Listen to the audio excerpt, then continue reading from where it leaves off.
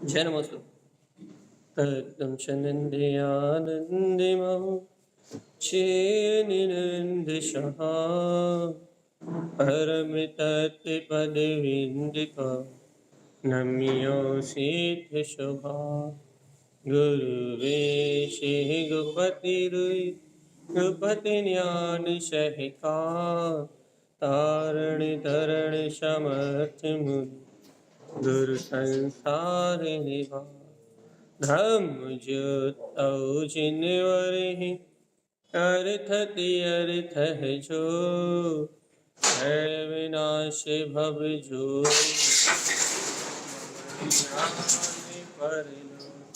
देव को गुरु को धर्म को साक्षी को परमार्थ नमस्कार। श्री कमलवती श्री ग्रंथराज जी।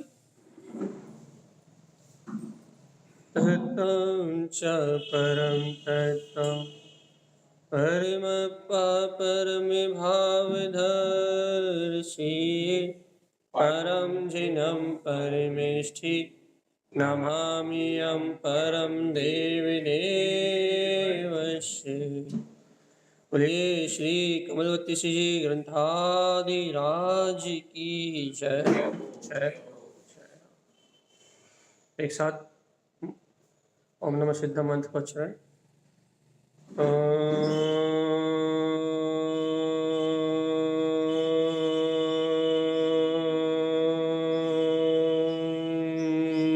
नमः सिद्धं परमाराध्य माँ जनवाणी श्रीमद् जैन तारण स्वामी और सर्वज्ञ जैन परमात्मा की अमृत ज्ञान रस धारा। यह है श्री कमलवती श्री ग्रंथराज, जहाँ श्रीमद् जैन तारण स्वामी कीचड़ से भिन्न कमल सदैव न्यारा अपने गायक भाव में विलसता है। विकारों से भिन्न ये आत्मा सदैव अपने निरंजन स्वभाव में ही निवास करता है।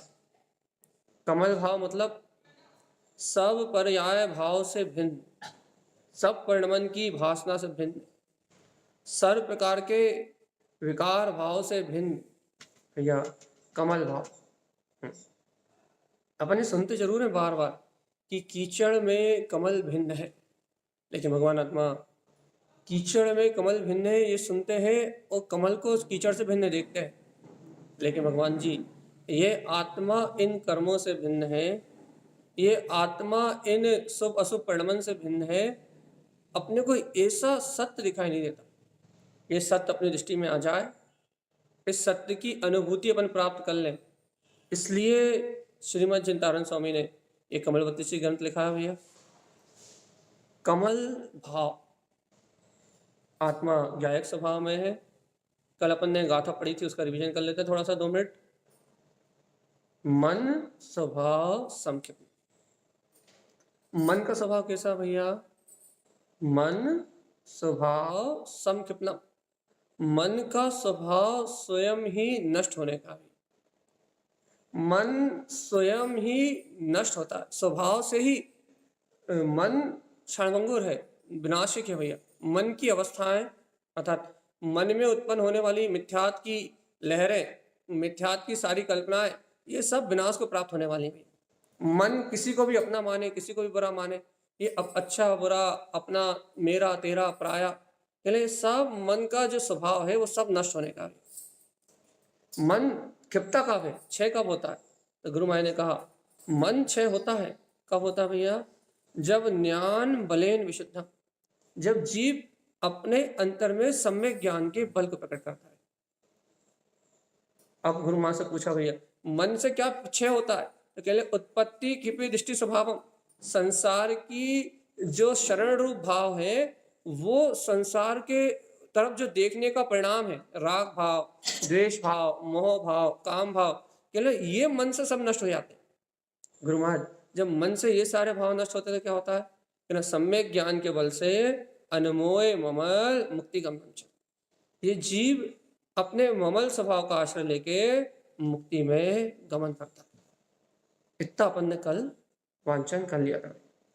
आज अपना बहुत अच्छा विषय भैया, वैराग्यम तिभि उपन्नम।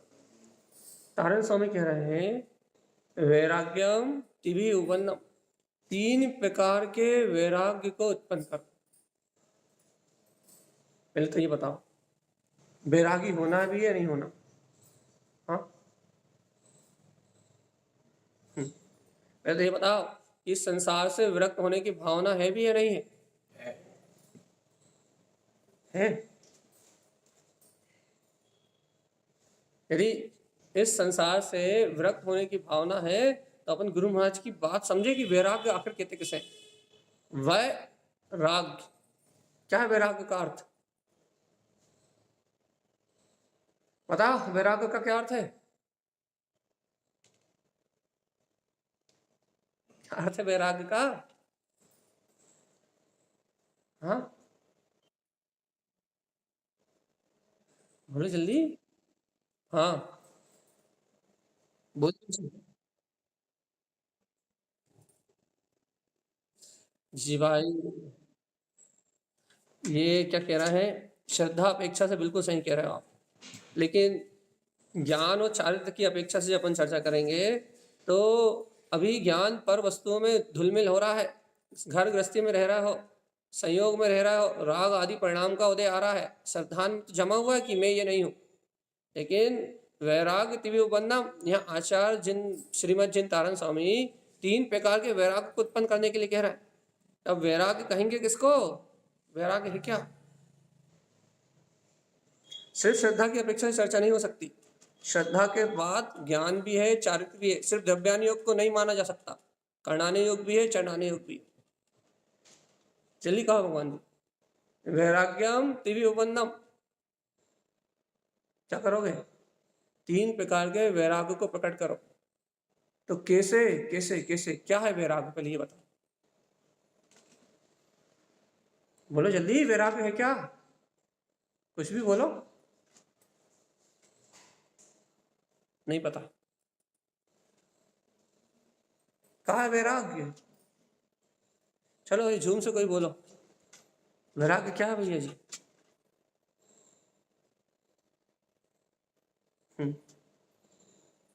अब देखो भैया, जब अपने को वैराग्य के बारे में पता ही नहीं है तो वैरागी होंगे कैसे? हाँ,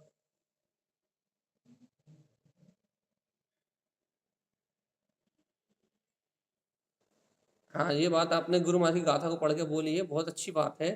लेकिन भैया जी, वैराग्य किसे कहते हैं ये तो बताओ। वैराग्य की परिभाषा तो होगी कुछ। आगम में सब चीजों की परिभाषा है, तो वैराग्य को भी तो परिभाषित किया होगा, है?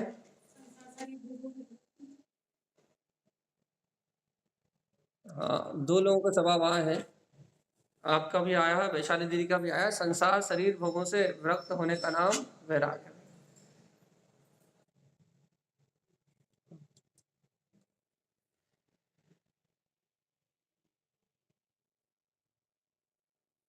बहुत अच्छी परिभाषा।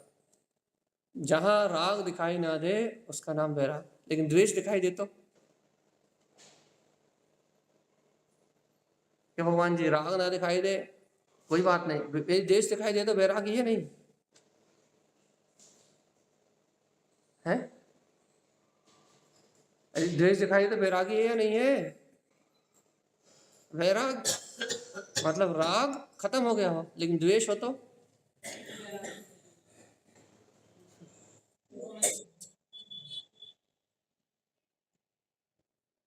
बोलो बोलो।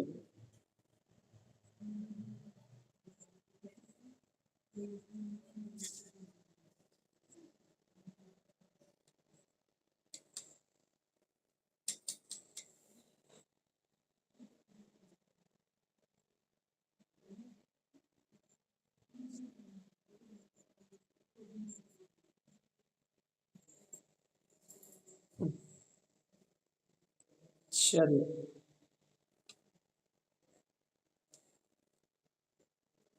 भाई देखो, वैराग्य की परिभाषा लोग ऐसा बनाते हैं, वह आराग मतलब क्या?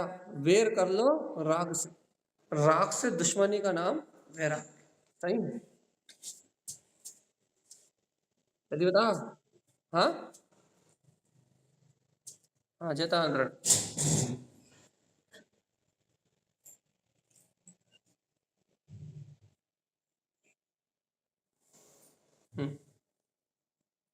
चलो सब लोग म्यूट कर लो अब, सब जल्दी जल्दी म्यूट कर लो अपने अपने वर्ड। यहाँ वैराग्य की बात कर रहा है भैया, वैराग्य तिव्य उपन्नम। आचार्य श्रीमद जिन तारण स्वामी 3 प्रकार का वैराग्य उत्पन्न करने के लिए सीधी सीधी प्रेरणा दे रहा है। अब हमें यही नहीं पता कि वैराग्य कहते किसे हैं भगवान जी। संसार शरीर भोग का नाम, संसार शरीर भोग से विरक्त होने का नाम वैराग, बिल्कुल सही है। लेकिन संसार क्या है? संसार में जीव इस शरीर को क्यों धारण कर रहा है? और भैया ये भोग काय का कर रहा है?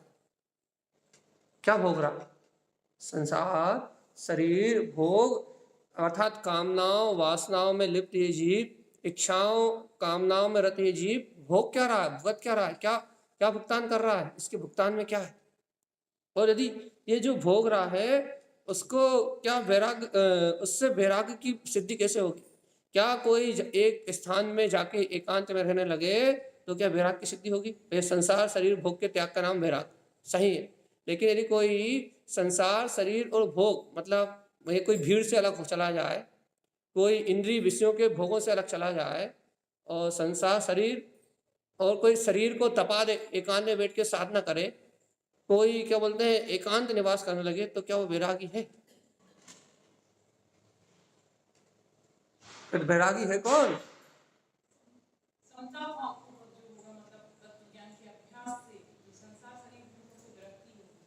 सीधी बात है। आचार्य कुंद कुंद का एक वचन याद करो, ज्ञानम प्रत्याख्यानम। तारण स्वामी का एक वचन याद करो, ज्ञान त्यागम तिक्त तिक्त पर परजे, पर पर्याय का त्याग होता का जब ज्ञान विशुद्धम। सीधी बात है कि एक बात याद करो सीधी, कि जब तक आत्मज्ञान सम्यक ज्ञान नहीं हो रहा तब तक वैराग जैसी कोई वस्तु है ही नहीं।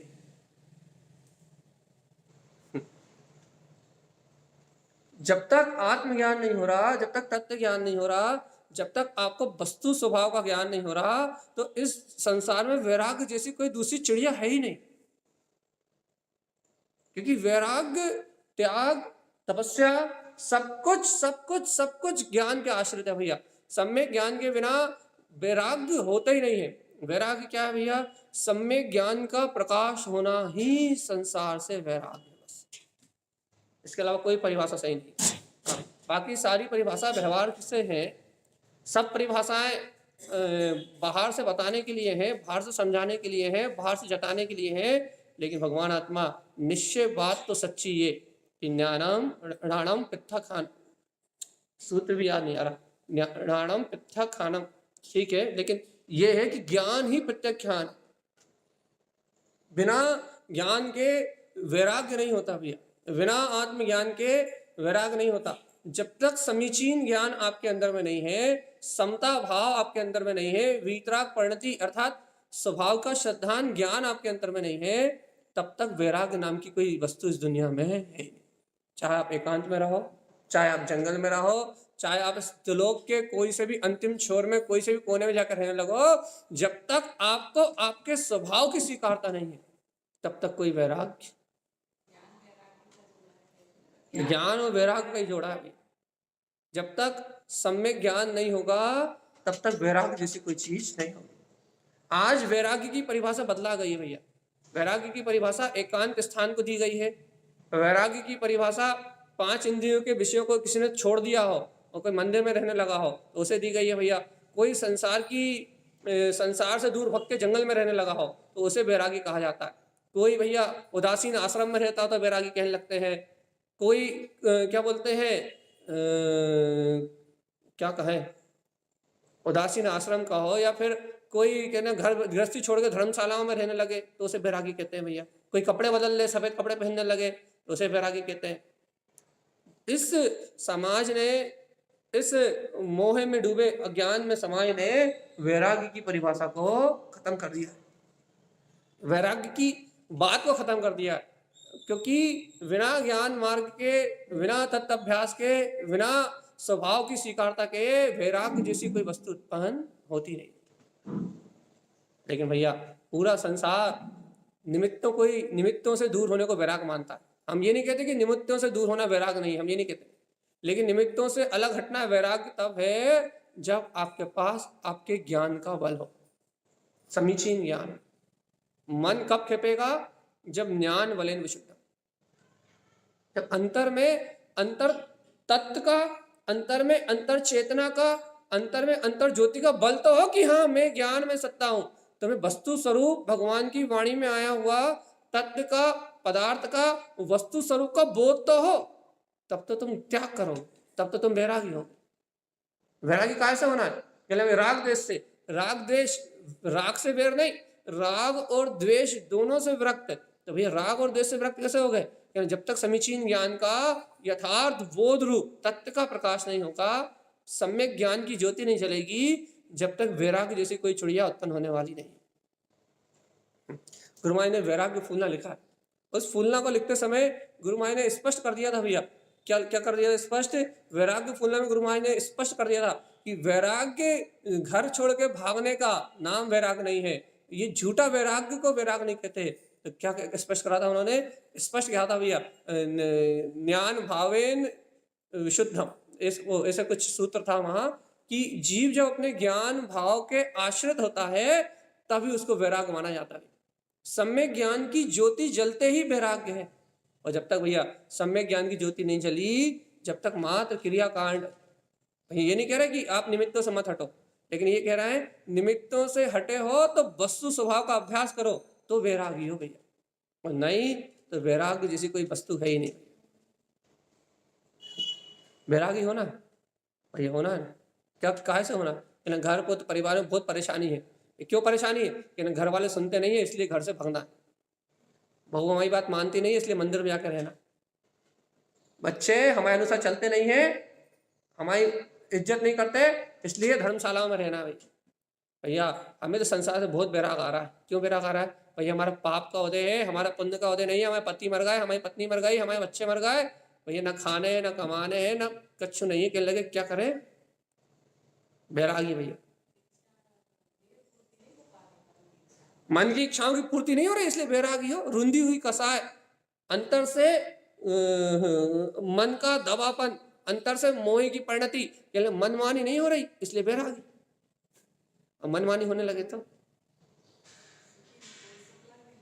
अब भी सुख लगने लगेगा, संसार रसीला लगने लगेगा, सब अपनी बात मानने लगे, सब अपनी मनमर्जी होने लगे। अपन जो मन में विकार है, कामना है, वासना है, उन सबकी पूर्ति करने का काल आ जाए, आपका पुण्य उदय फट जाए, अति से पुण्य, उसके बाद बैरागी होके बता। स्वर्ग के लोभ से बैरागी होने वाला बैरागी नहीं भैया। क्या करें? बहुत दुख है भैया, यहाँ भोग थोड़ी ना कि ना, ये जो मनुष्यों का शरीर है ना, ये जो औदायिक शरीर दिख रहा है अपने को, ये जो यहाँ दिख रहा है, ये हड्डी मांस पीप गंदगी से बना हुआ है। कि ना भैया इस गंदगी के शरीर से क्या भोग करना? कि ना बैरागी हो जाओ। कि ना बैरागी हो जाओ तो क्या होगा? कि ना भैया क्या वैकृत शरीर मिलेगा, कि ना बिल्कुल शुचि शरीर मिलेगा भैया। और कहना क्या करेंगे भैया? जब करेंगे भोग, ये मनुष्य भाव के भोग काहे के लिए करना? बैरागी हो जाओ। क्या करो? नियम ले लो, तपस्या कर लो, व्रत ले लो और बैरागी हो जाओ। क्यों भैया क्यों हो जाओ? कहना स्वर्ग जाएंगे, अच्छे से भोग वहां करेंगे। इस सड़े भूसे शरीर को क्या भोगना? इस सड़ी हुई जर्जर काया को क्या भोगना? भोग करेंगे तो जीव गति करेंगे बढ़िया। भैया ऐसा तो हम कभी सोचते ही नहीं है। भगवान जी ऐसा आप सोचो या ना सोचो, अनंत काल से इस जीव के अंतर में भोग अभिप्राय पड़ा हुआ है। जितने बार ये जीव नर्क नहीं गया, 2000 सागर की 10 पर्याय में आपने खुद पढ़ा, उससे ज्यादा बार स्वर्ग गया। क्यों गया? क्योंकि भैया इसके अभिप्राय में हमेशा ही संसार आसक्ति जैसी की तैसी पड़ी रही। बताओ भगवान जी, वैराग्य वैराग्य क्या है? क्या वैराग्य? रोने बैठ जाओ, इसका नाम वैराग्य है ना। बहुत संसार में बहुत विरक्ति आ रही है। काहे की विरक्ति आ रही है? कहना कोई हमें सुनता ही नहीं है, कोई हमें मानता ही नहीं है। तो कहना क्या होगा? कहना संसार से बहुत वैराग आ रहा है, ऐसा लग रहा है संसार में कुछ है ही नहीं। कहना भाई कल रात में पड़ोसी मर गया तो संसार से बहुत वैराग आ रहा है। क्यों वैराग आ रहा है भैया? भाई पड़ोसी मर गया, इसलिए नहीं आ रहा कि इस संसार छोड़ के हमें जाना है। ये संसार असार है, ये संसार में कुछ सार नहीं है, इसलिए वैराग नहीं आ रहा। तो क्यों आ रहा है? ये पड़ोसी मर गया भगवान जी इसलिए वैराग आ रहा है। कैसे विराग मानेंगे या नहीं? देखो भैया, हमें अभी हमें विराग समझाने में इतनी सारी देर लग जा रही है, जनरंजन राग कब समझाएंगे? चलिए बताओ, वैराग मानोगे या नहीं? वैराग मानोगे कैसे आप? वैराग्य की मानता कैसे दोगे? वैराग्य की मानता कैसे दोगे आप? हाँ,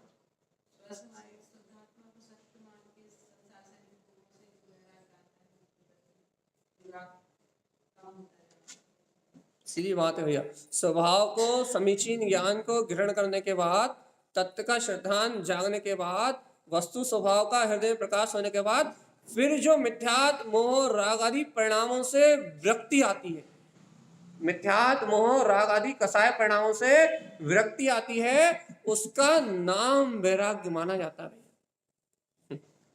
राग देश मोह कसाय, इन भाव से विरक्ति आने का नाम वैराग्य है भैया। यदि राग देश मोह कसाय इन परिणामों से विरक्ति नहीं आए तो कभी भी वैराग्य नहीं है। अच्छा बताओ, राम के भाई भरत, भरत कौन से भरत? चक्रवर्ती वाले नहीं, राम के भाई भरत। राम का भाई भरत जीवंत पर्यंत वैराग्य, बचपन से। बल्कि राम वनवास में जा रहे हैं, राम का साथ देने के लिए लक्ष्मण वनवास जा रहा है। बताओ, अब आप लक्ष्मण को वैरागी मानोगे कि लक्ष्मण कितना अच्छा भैया अपने भाई के साथ, भैया क्या कर रहा है? अपने भाई के साथ क्या कर रहा है भैया? जंगल में रहने जा रहा है। राम के लक्ष्मण के मन में सच्चा वैराग है भैया। क्यों? क्योंकि भाई का साथ निभाने के लिए वैरागी होके जंगल में जा रहा है, और भरत के पास वैराग नहीं है। क्यों नहीं है? वो तो राज शासन संभाल रहा है। भरत को यदि वैराग होता तो भरत भी चला जाता। राज शासन संभालने के लिए राम को रुकना चाहिए था, वो लक्ष्मण को रुकना चाहिए था। बताओ जल्दी, कौन है वैरागी? लक्ष्मण तो मतलब उसके साथ गए राग के कारण में, भाई के प्रति राग था। वैरागी कौन? जो 14 साल तक जंगल में रहेगा वो, ये 14 वर्ष तक राजमहल में रहेगा वो।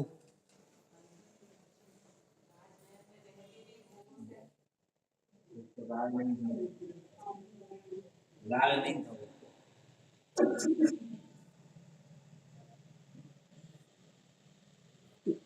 यही तो कह रहे हैं जी भाई, मन में थोड़ा धक्का लगे और आप ज्ञान की ओर मुड़ जाओ तो ठीक, लेकिन मन में धक्का लगे और आप ज्ञान की ओर ना मुड़ो, क्रियाओं में मुड़ जाओ तो फिर बकवास।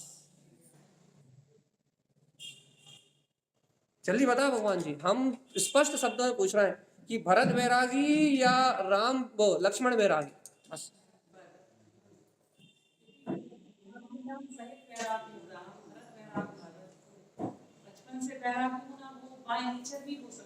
बचपन से वैरागी भरत, भरत का कथा पढ़ो आप। हमने आपसे कई बार निवेदन किया, भरत की कथा जरूर पढ़ो, पढ़ने लायक कथा है। भरत की कथा पढ़ने लायक कथा है। हमने कई बार आपसे कहा यहाँ कि भरत की कथा जरूर पढ़ो आप, क्योंकि भरत के जीवन का वैराग्य देख के आपकी आंखों से पानी नहीं छलके तो हमारा नाम पलट।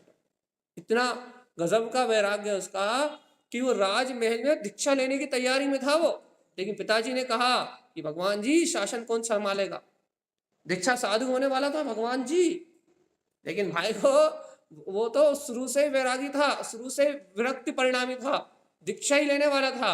लेकिन भैया राज पे संकट आया तो राज शासन भी करा, लेकिन भगवान आत्मा अंतर का ज्ञान और वैराग्य, बाहर के शासन और बाहर के भोगों को बाहर के भोगों से प्रभावित नहीं होता, निमित्तों से प्रभावित नहीं होता, संयोगों से प्रभावित नहीं होता, संयोगी भाव से प्रभावित नहीं होता। अंतर का जो वैभव है, अंतर का जो वैराग्य है, वो निमित्तों से प्रभावित नहीं होता भगवान। वो वैराग्य जैसा का तैसा पनपता रहा। हम कह रहे हैं लक्ष्मण और राम ने 14 वर्ष जंगल में साधना करी, लेकिन भरत ने 14 वर्ष जो महलों में साधना करी, अतिशय ये हुआ कि वहां से राम आए और भरत साधु हो गए। भगवान जी बात वैराग्य की है, और यहाँ वैराग्यम तीव्र उपन्नम, यहाँ 3 प्रकार के वैराग्य को प्रकट करने की बात अपन चर्चा कर ही इसलिए रहे हैं। क्यों कर रहे हैं भाई 3 प्रकार के वैराग्य की चर्चा? कि भगवान जी वैराग्य है क्या? वैराग्य कहते किसे? विरक्ति है क्या? विरक्ति कैसे कहते किसे? विरक्ति आएगी कैसे भगवान आत्मा? भैया जब तक भरत जैसी भावना नहीं होगी ना, जब तक वैराग्य नहीं आए। जब तक इस संसार से छूटने का अंतर हृदय में भाव नहीं होगा ना, समीचीन सम्यक ज्ञान नहीं होगा ना, तब तक वैराग्य नहीं जन्म लेगा। वैराग्य जन्म लेता है अंतर आत्म ज्ञान के प्रकाश में, तत्व ज्ञान के प्रकाश में, अंतर्बोध में। कोरा ज्ञान भी किसी काम का नहीं है। जब तक ज्ञान में वैराग्य ना हो तब तक वो ज्ञान नाम नहीं पाता, और जब तक वैराग्य में सम्यक ज्ञान ना हो तब तक वैराग्य नाम नहीं पाता। सम्यक ज्ञान संसार से विरक्ति का ही नाम है, सच्चे श्रद्धान ज्ञान का ही नाम है। और भैया वैराग्य सम्यक ज्ञान के साथ ही जन्म लेता है। और भगवान आत्मा सम्यक ज्ञान जब भी होगा तो वैराग्य सहित होगा, और वैराग्य जब भी होगा सम्यक ज्ञान सहित होगा। ये दोनों अकेले कभी पाए नहीं जाते, ये दोनों अकेले पाए नहीं जाते कभी।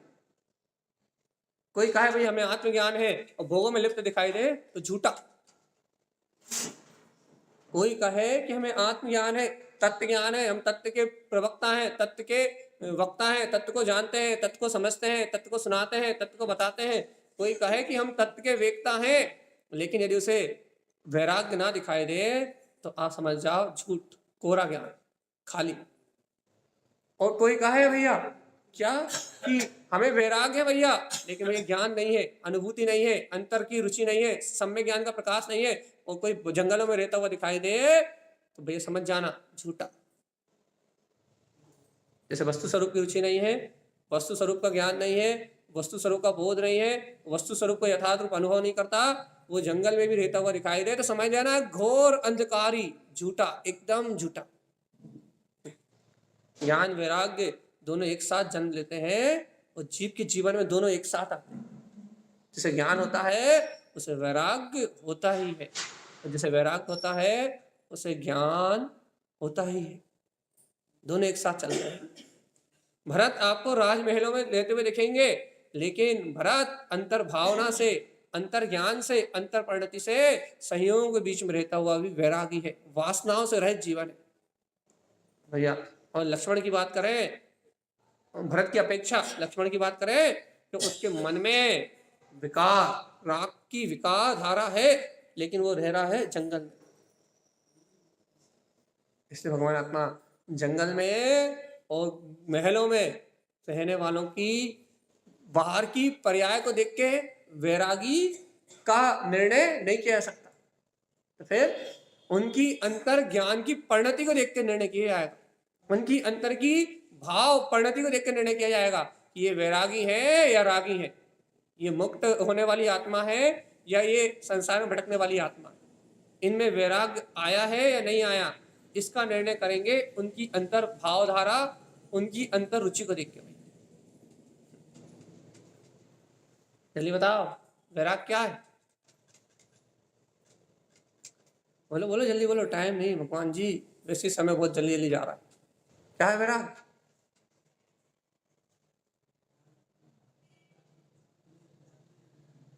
हाँ,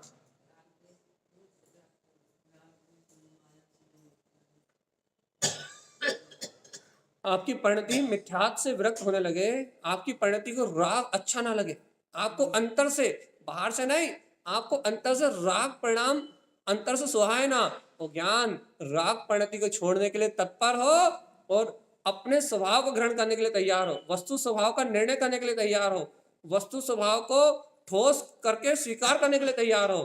भैया यदि ऐसा अंतर आपका मार्ग चल रहा है तो आप वैरागी, यदि अंतर चल रहा है तो, और अंतर ऐसा चल रहा है तो बाहर में उसके आंशिक रूप रिजल्ट तो दिखेंगे, तो आप सच्चे वैरागी भैया। आपको किसी की कोई बात से असर होने वाला नहीं, क्योंकि वैरागी को बाहर के परिणमन से असर होने वाला नहीं, बाहर के संयोगों से असर होने वाला नहीं।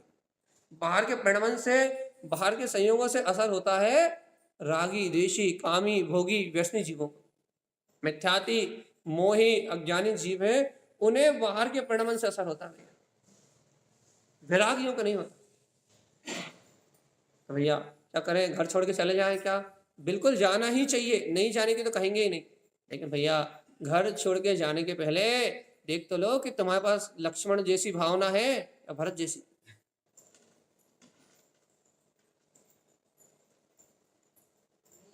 हाँ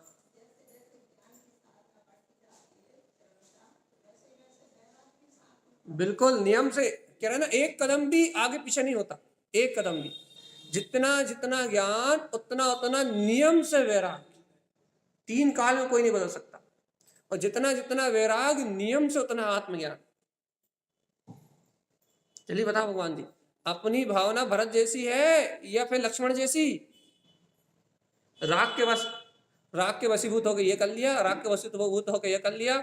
जैसे लक्ष्मण राम के राग में पागल थे, वैसी अपन शुभ क्रियाओं के राग में पागल हैं, और शुभ क्रियाओं के राग में पागल होके अपने आप को बैरागी मान रहे हैं। बस पता है आप लोग बिल्कुल समझ में नहीं आने वाली, लेकिन सुन लो। जैसे लक्ष्मण राम के राग में पागल थे, राम के राग में मदहोश होके जंगल में रह रहे थे, लेकिन भैया लक्ष्मण लक्ष्मण ही थे, उनका वैराग नहीं था। ऐसे ही भैया ये संसारी जीव शुभ क्रियाओं के चक्रव्यूह में, बाहर के दिखावे में, बाहर की स्थिति में राग पूर्वक अनुरक्त होके अपने आप को वैरागी मान रहा है कि हम वैरागी। लेकिन भैया भरत सच्चा वैरागी था भैया। घर में, महल में, राजमहल के बीच में, भोगों के बीच में रह के भोगों को स्पर्श नहीं किया उसने, इसे कहते हैं वैराग। भोग थे चारों तरफ, संयोग था चारों तरफ, घर में रहने की भावना नहीं थी, घर में होने की भावना नहीं थी, चारों तरफ भोग ठसाठस भरे हुए थे, लेकिन वो भोग को स्पर्श नहीं करता था भैया, भोग में लिप्त नहीं होता था, भोग को छूता नहीं था, भोग सामने से निकल जाते थे, लेकिन भोग की ओर देखने का परिणाम नहीं आता था। परिणाम एक आता था कि निज अंतर को निहाल लो भरत, निज अंतर में समा जाओ, अपना सारा राजकाज निपटा के समय को, ध्यान की रुचि ऐसी थी कि राज शासन से नीचे उतरे, आंख बंद करके बैठे तो घंटों बाद उठेंगे भैया जी, गाय अंदर।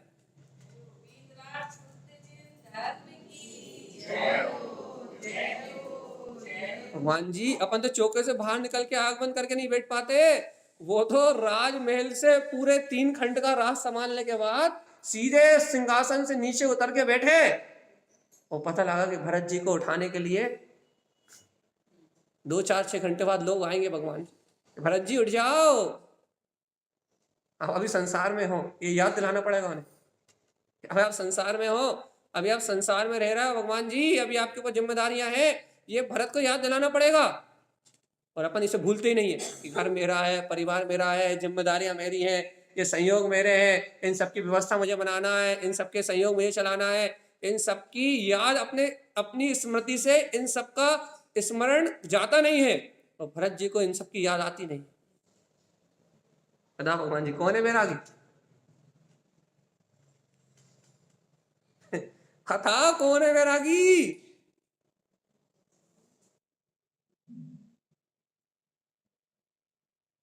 जी, पहली शर्त सच्चा श्रद्धान, उसके बिना कुछ नहीं हो सकता।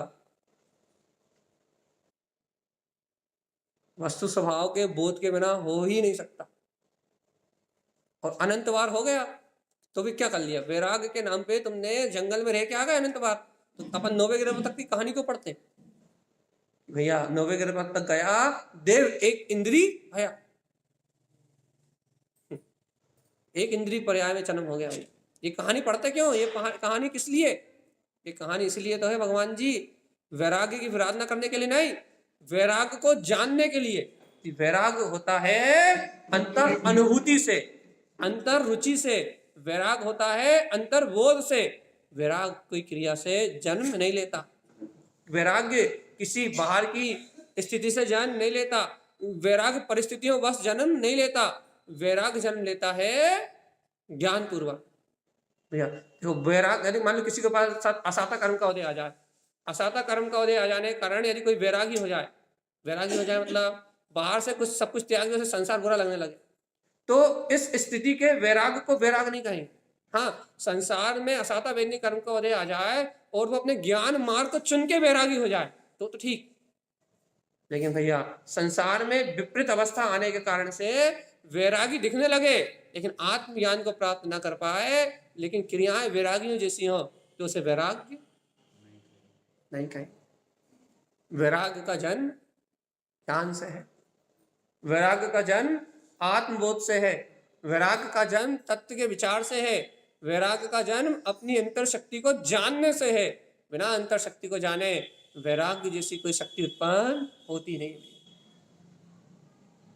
आ रही समझ में या नींद आ रही है? और पीछे चले जाओ, नींद आ रही है? हाँ,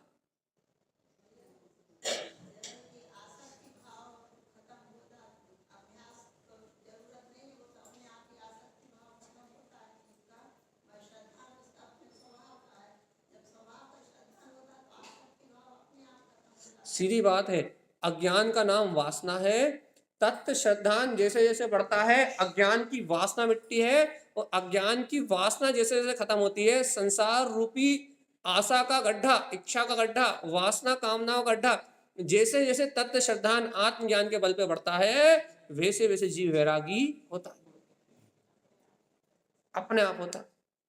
क्योंकि अज्ञान है वासना, अज्ञान है कामना, अज्ञान है संसार, अज्ञान है मोह, अज्ञान है राग, सारा परिणाम अज्ञान है भैया। और जैसे जैसे आत्मज्ञान तत्व ज्ञान का वस्तु स्वभाव के श्रद्धान से जैसे जैसे तत्व ज्ञान का आत्मज्ञान का प्रकाश होता है वैसे वैसे जीव की अंतर परिणति उज्ज्वल होती है।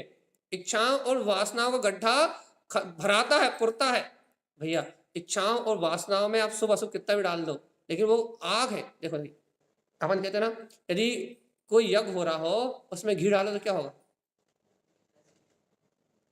अच्छा, डालडा घी डालो तो भी भड़केगा, और शुद्ध घी डालो तो ऐसे भैया।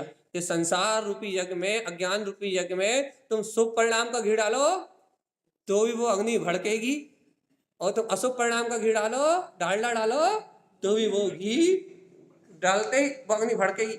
घी कोई सा भी हो, चाहे शुभ का हो चाहे, अग्नि शांत होने वाली। अग्नि शांत कैसे होगी?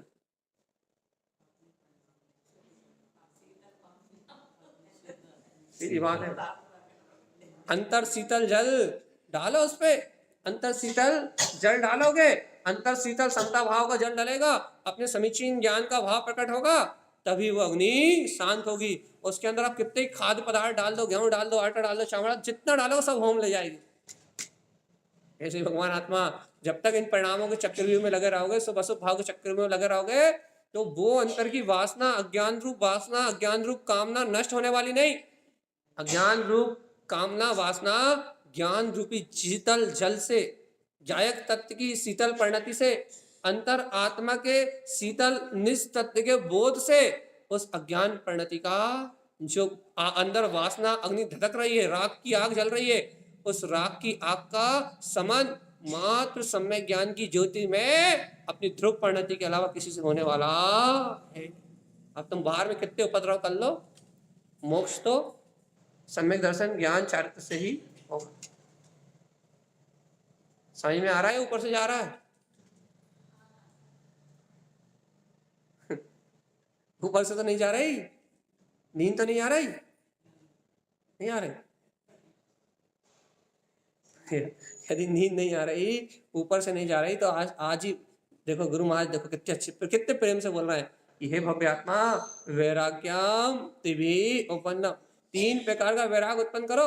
तो अभी अपन तो ये समझने में अपना टाइम निकल रहा है कि वैराग कहते कैसे। अब जब वैराग उत्पन्न करने के लिए कहेंगे जनरंजन राग भाव गलियम चा, तब नया ना कितना टाइम लगेगा। अभी तो वैराग क्या ये समझने में निकल रहा पूरा टाइम है। अभी तो वैराग शब्द क्या है इसका अर्थ तो निकल जाए कि वैराग शब्द है क्या। नहीं तो भैया अपन तो अनादिकाल से बाहर के होने वाले परिणामन को ही वैरागी मानते हैं। हम कह रहे हैं, सही कह रहे हैं, भरत को वैरागी कहने वाले भजन में तो कह देंगे, लेकिन जब भरत जैसा परिणामन देखेंगे ना तब कोई वैरागी कहने वाला नहीं है। तो पर्याय दृष्टि, परिणामन की दृष्टि, संसारी जीव की दृष्टि मात्र बाहर के चलने वाले परिणमन पे है और वो बाहर चलने वाली परिणमन की धारा को देखता है। लेकिन भैया आत्मज्ञानी जीव की दृष्टि बाहर के परिणमन की धारा पे होती नहीं है, उसकी दृष्टि अपनी ज्ञान धारा पे, अपनी अंतर तत्व की दृष्टि होती है भैया, द्रव दृष्टि होती है, द्रव स्वभाव को देखता है। और द्रव दृष्टि होने के कारण ज्ञानी वैरागी है और पर्याय दृष्टि होने के कारण अज्ञानी जंगल में रहता हुआ भी रागी है। लक्ष्मण को उदाहरण बहुत सूट करता है, एकदम स्पष्ट। हाँ जी, वैराग्य, वैराग्य कभी राग की आश्रय से प्रकट नहीं होता। राम के आश्रय से कभी भी लक्ष्मण वैरागी हो ही नहीं सकता।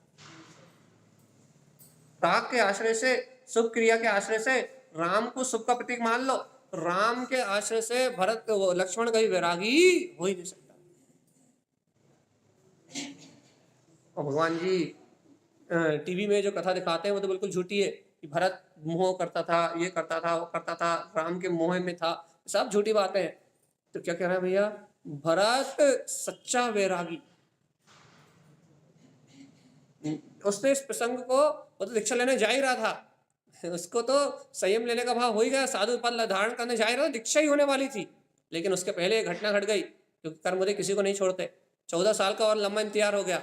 लेकिन भैया उसने कहा ठीक है, साधु बन के साधना नहीं हो पाई, कर्मोदय ने इजाजत नहीं दी साधु बनने की। कर्मोदय ने कह दिया नहीं, अभी तुम्हारी साधु बनने की योग्यता नहीं है, 14 साल इंतजार करो। वही तो, और इंतजार करो साधु होने के लिए, इंतजार करो, और राज शासन के बीच में रह के इंतजार करो, कुटुंब कबीले के बीच में रह के इंतजार करो। भरत कर्मों से नहीं लड़ा, कर्मों से लड़ाई नहीं करी उसने, कर्मों से लड़ना बिल्कुल प्रारंभ नहीं करा। क्या करा उसने, क्या किया, उसने कहा बाहर से जितने भी घर के हो कर्म, सबके सब उदय में आ जाओ, लेकिन हमारी सत्ता को तुम कुछ करने वाले नहीं हो। हम अपने अंदर गए तो गए, हमारे श्रद्धान ज्ञान की ज्योति को, हमारे सम्यक ज्ञान के प्रकाश को, तीव्र चारित्र मोह का उदय भी आ जाए तो कुछ करने वाला नहीं है।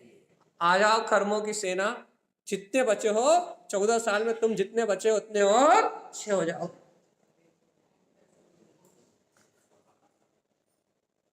तुम्हें तो उदय में आना ही है ना, उदय में आके 6 हो गए। अपन ने कौन सी गाथा में पढ़ा था, गाथा नंबर 6 में, कम सहा क्षिपनम, कर्म का स्वभाव क्षिपने का है, उत्पत्ति क्षिपी दृष्टि स्वभाव। भरत की दृष्टि अपने क्षय, उस कर्मों को क्षय करने वाले स्वभाव की ओर थी। भैया जिसकी दृष्टि अपने स्वभाव की ओर होती है, उसके कर्म उदय में आके झड़ते ही हैं भैया।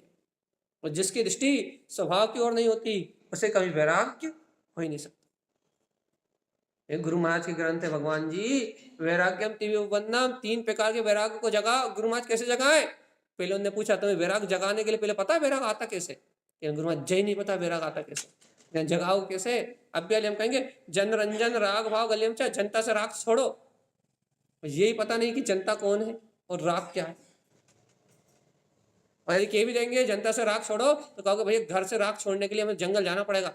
भैया इन लोगों के बीच में रहते हुए तो राग छूट सकता नहीं। रोने लगोगे अब भी हाली, आंखों से आंसू टपकने लगेंगे कि घर में ऐसा हो रहा है, परिवार में ऐसा हो रहा है, संयोग में ऐसा हो रहा है, अब भी हाली पूरी दुनिया के नाम पर रोने लगोगे, अब भी हाली।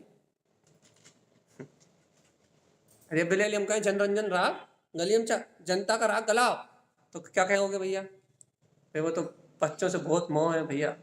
भैया हम तो चाहते हैं, लेकिन घर वाले इतने दुष्ट हैं कि हमें निकलने नहीं देते। ठीक हो गए ये तो, ये लोग तो कुछ 2-4 लोग तो यही कहते हैं परमानेंट, कि घर वाले ऐसे हैं, संयोग ऐसे हैं कि हमें निकलने ही नहीं देते। क्या करें फिर, रो और क्या, मातम मनाओ।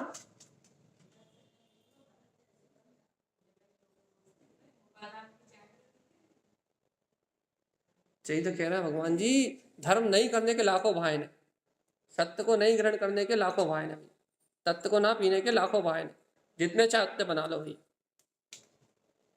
आज मंदिर विधि होना है, इसलिए 5 मिनट तो छोड़ के चर्चा छोड़ देंगे। क्या कह रहा है, क्या कह रहा है, जल्दी बताओ।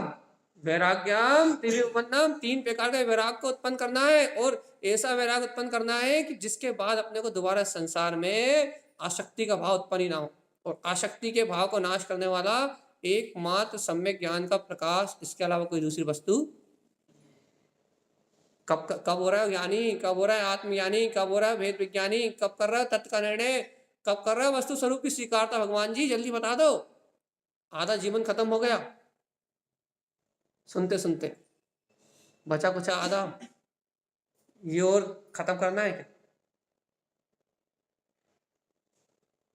90% जीवन खत्म, कब उल्टी सांस आएगी और अरिहंत नाम सत्य की गूंज लग जाएगी। अभी 2 खरे में 2 घटनाएं हो गई, देखते ही देखते, 15 दिन भी नहीं हुए, 8 दिन में 2 केस। अब तो बैरागी हो जा भगवान। कहना भैया उस समय तो भाई बड़ा बैराग आता है, कहना बस थोड़ी देर बाद, कहना भैया क्या करें, संसारी जीव है। कहना इतना देखने के बाद भी ज्ञान में आत्मा में हूं ऐसा बोध नहीं जागता, गायक में तत्व में हूं ऐसा बोध नहीं जागता, ज्ञान में शक्ति का अपने स्वभाव का बोध नहीं जागता, तो भाई काय का बोध रहता है। भाई पुत्र परिवार संयोग, भैया क्या करें, वो थोड़ी देर लगता है कि मर जाते हैं, सब मर जाते हैं, लेकिन थोड़ी देर बाद फिर वो मोह की धारा आती है, और घर पुत्र परिवार में ऐसे बहते हैं भैया, ऐसे बहते हैं जो 5 मिनट पहले का वैराग याद ही नहीं रहता। ये 2 क्या 200 मर जाए क्या फर्क पड़े। कोरोना में कितने मरे, एक दिन नहीं छूटा कि कोई नहीं मरा, एक दिन बस फोन उठाओ और ये पक्का है कि कोई मर गया, मेस व्हाट्सएप खोलो और ये पक्का है कि कोई गया। लोग व्हाट्सएप से डरने लगे थे, लोगों ने फोन स्विच ऑफ करके पटक दिए। क्यों भैया, भैया मरे मरे की खबर सुन के क्या ऐसा लग रहा है कि हमें कोरोना ना हो जाए, हम टेंशन में ना मर जाएं। लोगों ने व्हाट्सएप खोलना बंद कर दिए थे, लोगों ने फोन उठाना बंद कर दिए थे, फ्लाइट मोड कर लिए थे। क्या भैया, हम बेसिक कोरोना हो या ना हो, लेकिन इस टेंशन से हार्ट अटैक ना हो जाए हम। कितने जरा बैराग बताओ, कोरोना खत्म, कहानी वैसी की वैसी आ गई, इच्छाएं वैसी की वैसी उत्पन्न होने लगी, वासनाएं वैसी की वैसी उत्पन्न होने लगी, कामनाएं वैसी की वैसी उत्पन्न होने लगी, वही अज्ञानता, वही मोह, वही विकार, वही काम, वही आसक्ति, वही भोग। कौन सा वैराग था? वैराग था ही कहाँ, वो तो डर लग रहा था, डर। इसलिए लोगों ने कहा भैया कोरोना के दिन बहुत अच्छे निकले। क्यों भैया, खूब चर्चा सुनी, खूब पूजा करी, खूब पाठ करी, खूब भक्ति करी, खूब धर्म किया। भगवान क्यों करा? तो डर लग रहा था ना, इसलिए। कोरोना खत्म, खत्म तो कहने क्या खत्म, पूजा खत्म, पाठ खत्म, भक्ति खत्म, बहुमान खत्म, कहना सब खत्म। क्यों भैया, क्यों खत्म? डर खत्म, सब खत्म। चलिए बताओ भगवान जी, वैराग्यम तिवी उपन्नम, 3 प्रकार का वैराग प्रकट करना, क्या करें?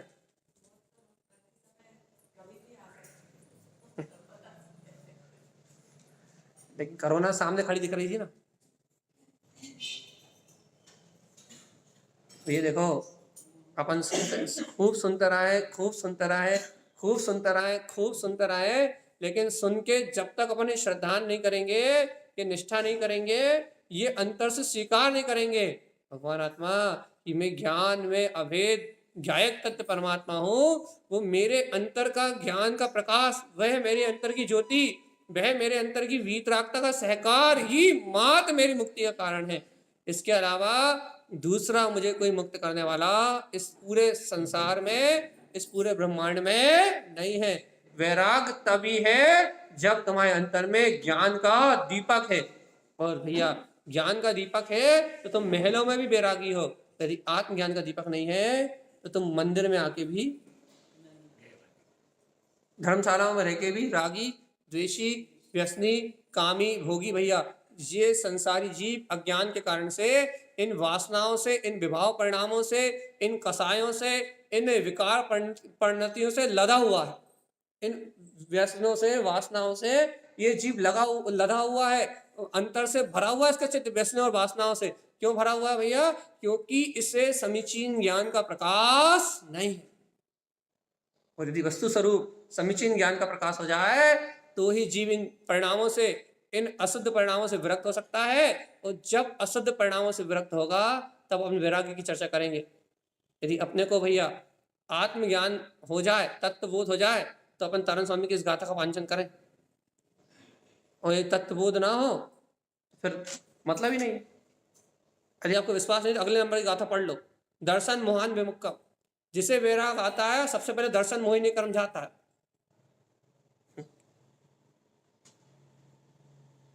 क्या कह रहा है? जो वैरागी होता है उसके पास सबसे पहले दर्शन मोहिनी कर्म जाता है। 3 मिथ्यात्व और 4 अनंत अनुबंधी।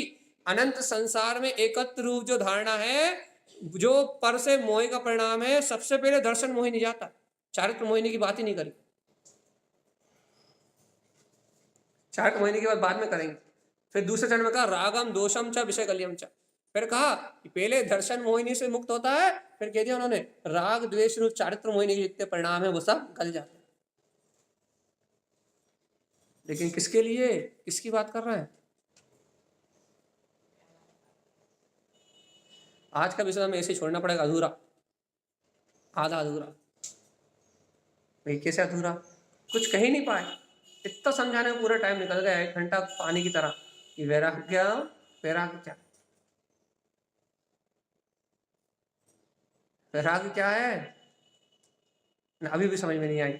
आपने इतने चिल्ला लिया आपने इतने चिल्ला लिया कि ना हमें तो कुछ इस समय भी समझ में नहीं आया। आया कि नहीं? गाड़ी में सुनते लोग आ रहे हैं, उनसे पूछ रहे हैं आया? हाँ हाँ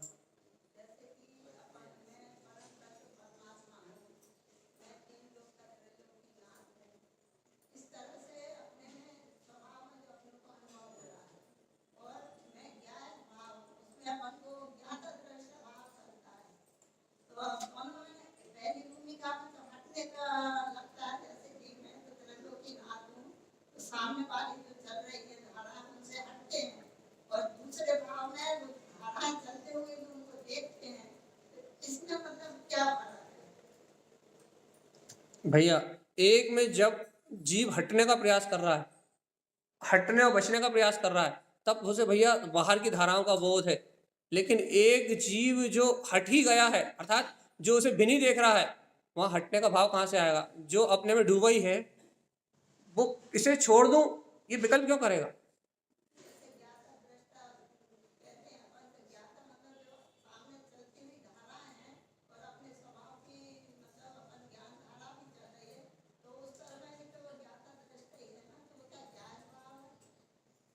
क्या कह रहा है? ऐसा निर्णय नहीं, यदि ऐसा उसे वरत रहा है कि ये सब भिन्नी है, तो फिर छोड़ने का भाव ही नहीं आना, क्योंकि दृष्टि उसकी स्वभाव पर जमी हुई है। जब तक एक में एक दशा लग रही है, उसे उससे प्रभाव पड़ रहा है, तब तक भावना हो रही है, वो भी सम्यक दृष्टि है, तब तक भावना हो रही है कि इससे हटो, इससे बचो। और भैया मान लो, अच्छा ऐसे उदाहरण देते, मान लो आप आंख बंद करके ध्यान में डूब गए, तो फिर कुछ छोड़ने की भावना आएगी? उस समय वो अपनी अंतर स्वभाव के अनुराग रूप परिणति में परिणमित हो रहा है। और जब ज्ञानी अपनी अंतर आत्मा के अनुराग परिणति में परिणमित हो रहा है, उस समय उसे ये भाव नहीं आएगा कि ये छोड़ दूं। क्यों? क्योंकि उससे कुछ अपना भाषित ही नहीं हो रहा। भैया ये सब छोड़ दूं ये भावना कब आ रही है? ये सब छोड़ दूं ये भावना जब आ रही है, जब वो अंतर स्वभाव को सत्य तो मान रहा है, अंतर स्वभाव में निष्ठा तो कर रहा है, अंतर स्वभाव को देख तो रहा है, लेकिन भैया उसका ज्ञान इनसे एकत्र तोड़ने में पूर्णतः सक्षम नहीं हो रहा। उसे अंतर के रस की धारा नहीं बढ़ रही। जब तक अंतीन्द्रिय आत्मरस की धारा नहीं बढ़ेगी, तब तक छोड़ने का परिणाम आएगा। और जहां आत्म आनंद की धारा बढ़ जाएगी, भैया वहां छोड़ने का भाव नहीं आएगा, वहां छूट जाएगा। दो बहुत अंतर वाली बात है, एक छोड़ने का भाव आना और एक छूट जाना। हर समय चलती है, कभी छोड़ने का भाव दृढ़ रहता है अपने स्वभाव में जाने के लिए, और कभी भैया स्वभाव का आनंद आने लगता है तो अपने आप ही बाहर देखना छूट जाता है। कह तो रहा है दोनों चीज चलती है ज्ञानी को। जब संसार के संयोग की दशा में रहता है तो इन सबसे हटने बचने का प्रयास करता है, और हटने बचने का प्रयास करता है, छोड़ने की भावना करता है, अंतरोन्मुख जाने का अभ्यास करता है। और जैसे अंतरोन्मुख होता है तो फिर उसको विकल्प नहीं है कि छोड़ना है, अंतर्मुख हुआ और सब खत्म, सब छूट गया, सब खेल खत्म। तमाशा कब तक का है? जब तक बाहर देख रहे हैं। और तमाशा कब खत्म? अंतर में दृष्टि गई और तमाशा खत्म। छोड़ने के बाद सोचना पड़ता है, विचार, विकल्प, और आनंद में कुछ विकल्प है।